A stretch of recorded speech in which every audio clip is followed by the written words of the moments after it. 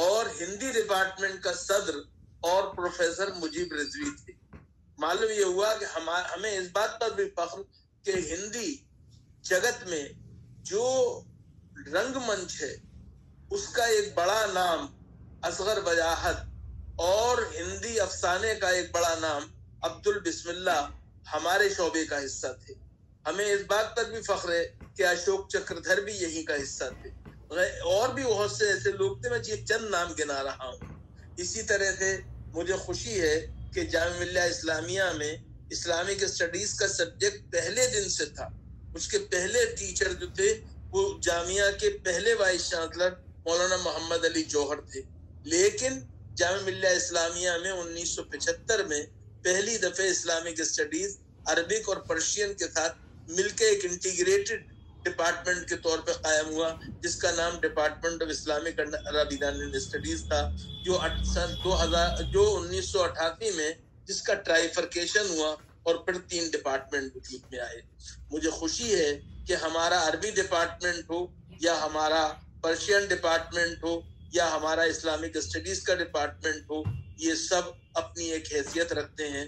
اور Islamic studies کے شعبے سے میں وابستہ رہا ہوں، اس لیے نہیں کہہ رہا ہوں، بلکہ پوری ایمانداری سے میں یہ بات محترمہ وائس چانسلر صاحبہ کی خدمت میں عرض کرنا چاہتا ہوں اور ان کے توسط سے دوسروں تک پہنچانا چاہتا ہوں کہ ہمارا اسلامک اسٹڈیز کا ڈپارٹمنٹ جو ہے وہ غیر معمولی اہمیت کا حامل ہے. اور ذاکر حسین انسٹیٹیوٹ آف اسلامک اسٹڈیز نے جو تاریخ رقم کی ہے اور جو جہد دی ہے وہ غیر معمولی ہے. اس کو اور زیادہ مؤثر طور پر استعمال ہونا چاہیے. جامعہ ملیہ اسلامیہ میں جب ہم لوگ آئے تھے تو یہاں کا جو سوشل ورک کا ڈپارٹمنٹ تھا اور جو ہمارا ایجوکیشن کی فیکلٹی تھی اس کی غیر معمولی اہمیت تھی. فیکلٹی آف ایجوکیشن میں تو بی ایڈ کی اہمیت یہ تھی کہ ہمارے طالب علموں کو جو بی ایڈ کا امتحان دے لیتے تھے انہیں اپنے پاس ہونے کی خبر اس اپوائنٹمنٹ لیٹر سے ملتی تھی جو دلی کے ڈائریکٹریٹ آف ایجوکیشن سے ان کے پاس آتا تھا. تو یہ اہمیت تھی کہ دلی کے ڈائریکٹریٹ آف ایجوکیشن نے جامعہ ملیہ اسلامیہ والوں سے یہ معاملہ کر رکھا تھا کہ اپنا رزلٹ آپ ہمیں پہلے بھیج دیں تاکہ ہم ان بچوں کو باقاعدہ طور پہ مدعو کر سکیں کہ وہ ہمارے یہاں آئیں اور استاد کے منصب پر کام کریں.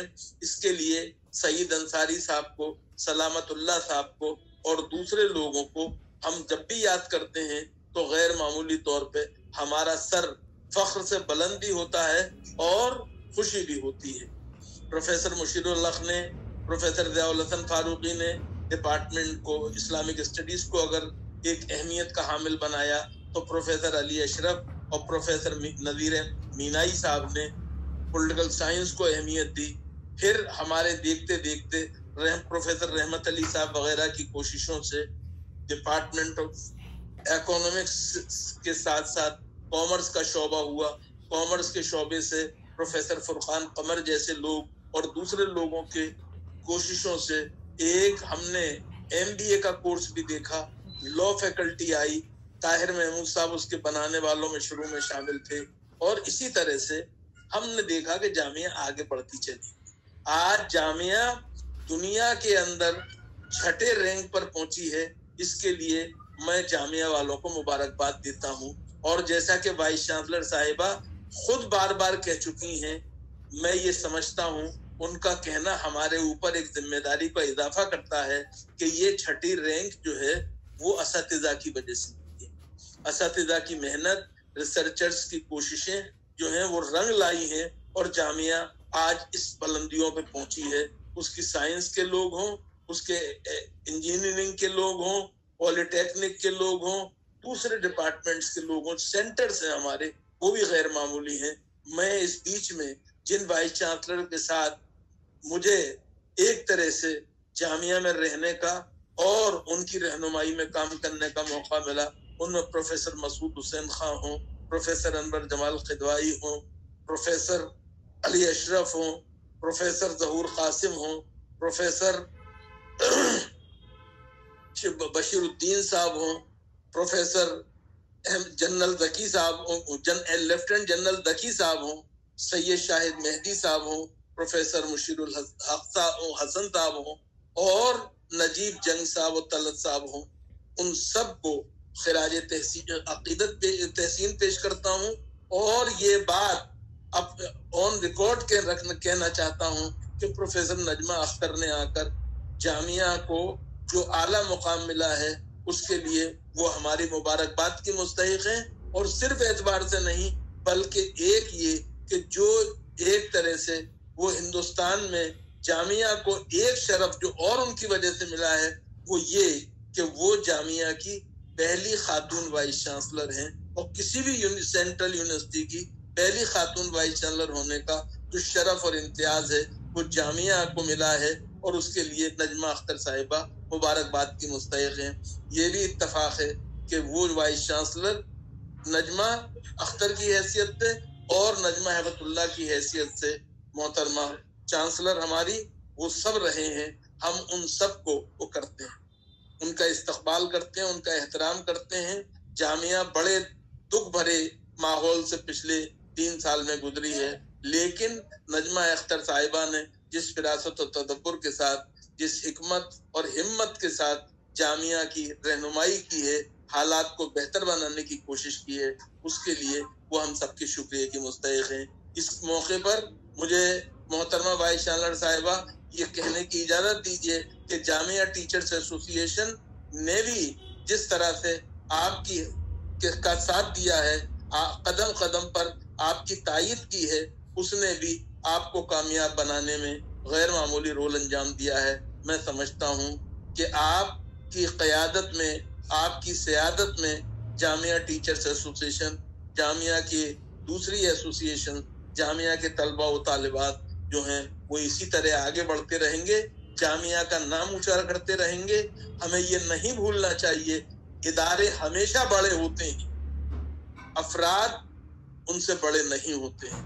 अफराद आते और जाते हैं, इदारे अपनी जगह रहते हैं, लेकिन वो लोग जो तारीख में नए आयाम स्थापित करते हैं, नए मोहरे तरक्की की और इकबाल मंदी की सब्त करते हैं, उन्हें तारीख हमेशा याद रखती है। उन्हीं लोगों में इंशाअल्लाह आप सबका भी नाम होगा। मैं एक बात कहना चाहता हूँ और वो सिर्फ तफन्नुन तबा के लिए, और वो ये कि दुनिया में सब रिटायर होते हैं, टीचर रिटायर नहीं होता है। इस बात का ख्याल हमारी एसोसिएशन को भी रखना चाहिए। बहुत बहुत शुक्रिया। बहुत बहुत शुक्रिया सर आपका। आपने अपना कीमती वक्त भी निकाला और बेशकीमती अल्फाज भी पेश किए। बात चल रही है उस दौर की जब आज़ादी की लड़ाई चल रही थी और साथ में हिंदुस्तानी स्ट्रगल कर रहे थे एजुकेशन के लिए।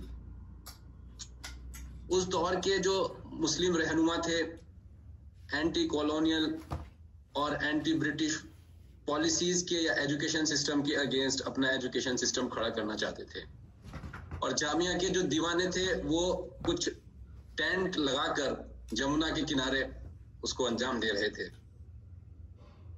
उस दौर में ख्वाब यही होता होगा, यहाँ से पढ़ाकर इनको कुछ बना दो, और वो स्ट्रगल एक अजीम स्ट्रगल रही होगी।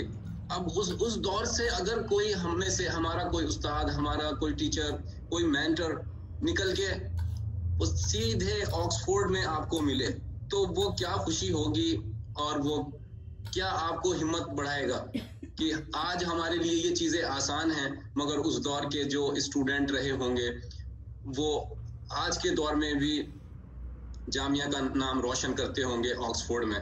मैं बात कर रहा हूँ प्रोफेसर मोहम्मद तालिब साहब की। Professor Muhammad Talib Sahab did his MA and PhD from Jamia Millia Islamia, and now he is a faculty member at Islamic Center, Faculty of Anthropology, University of Oxford, UK.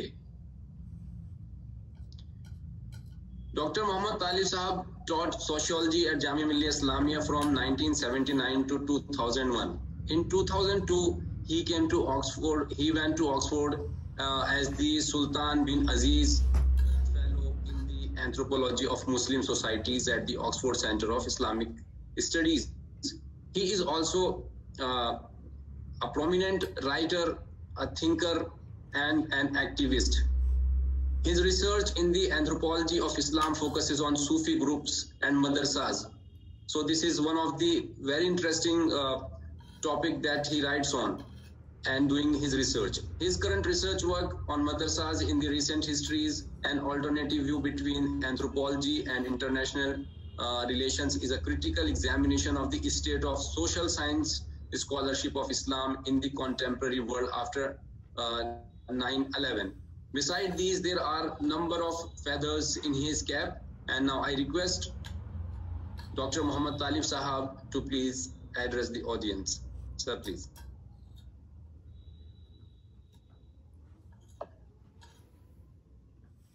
Sir, please unmute yourself. Professor Talib, please unmute yourself. बहुत बहुत शुक्रिया जी जी जी जी बिल्कुल मैं mute और unmute का फर्क अभी तक नहीं समझ पाया बहरहाल शेख उल-जामे साहबा और दीगर मुअज़्ज़िज़ हाज़रीन जलसा ख़ुसूसन जामिया टीचर्स एसोसिएशन माजिद जमील साहब सेक्रेटरी साहब और तमाम एग्जीक्यूटिव मुझे एग्जीक्यूटिव से एक बड़ा नॉस्टैल्जिक रिलेशन है क्योंकि मैं भी एग्जीक्यूटिव का मेंबर था एक ज़माने में मिड 80s में शायद और जामिया टीचर्स एसोसिएशन से मैंने बहुत सीखा और ये तहरीक सिर्फ जामिया तक महदूद नहीं थी बल्कि हमारे ऊपर जिम्मेदारी जामिया के बाहर की भी यूनिवर्सिटीज़ के साथ भी थी बाहर मैं अपनी बात पे आता हूँ क्योंकि वक्त कम है कि जामिया की कहानी के सैकड़ों सेगमेंट्स हो सकते हैं और सुनाने वालों का अपना अपना इंतखाब मेरे लिए जामिया कहानी का सबसे इंसाइटफुल और दिलफरेब चैप्टर उसकी अल्टरनेटिव एजुकेशन की कहानी है जिसमें जामिया के ज़रिए एक ऐसी सोची समझी स्कीम को इम्प्लीमेंट किया गया जिसमें स्टूडेंट्स मुरव्वजा तालीम के सबब जो एक स्लेविश मेंटालिटी थी उससे कैसे छुटकारा पा सकें आज़ाद मुल्क से मोहब्बत करना सीखें उसके उसूल के लिए जद्दोजहद करें स्ट्रगल करें उसकी हिफाजत करें और ऐसे शहरी का किरदार निभाएं जो आपसी कम्युनल प्रेजुडिसेस से आज़ाद हो रंगारंग तहजीबों ज़बानों और मजहबी रिवायात के दरमियान एक हार्मनी कायम कर सकें फिलहाल मैं उसी तालीम के पस मंज़र यानी 1920 से अपनी बात शुरू करूंगा और ये कहानी इतनी मैजिकल मसूर कुन है कि आने वाली नस्लों को यकीन करने में और आज वाकई यकीन करने में दुश्वारी होती है कि इस ज़मीन पर इसी ज़मीन के ऊपर आबाद एक आज़ाद तालीम का ख्वाब जामिया मिलिया इस्लामिया की तालीमी तहरीक में नजर आया जामिया की मुतबादिल तालीम की कहानी किसी गुजरे हुए ज़माने का किस्सा नहीं है बल्कि 1920 और 21 में ऐसा लगता है कि जामिया